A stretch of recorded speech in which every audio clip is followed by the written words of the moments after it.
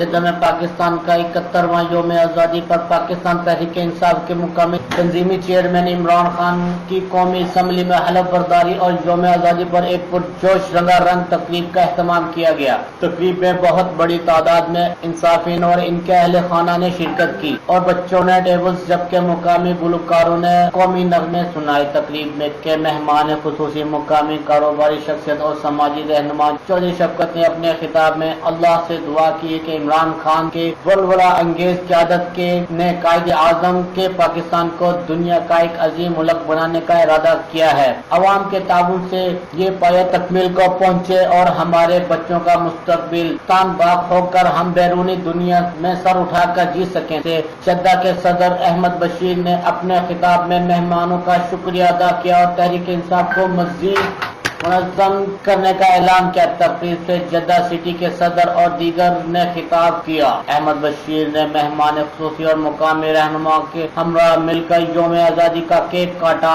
तकरीब में मुस्लिम लीग के मुकामी तंजीम भी शिरकत की। तकरीब में मुनज़्ज़म फरोख रशीद ने कारकुनों की मदद से यौम आज़ादी बेहतरीन प्रोग्राम तरतीब दिया।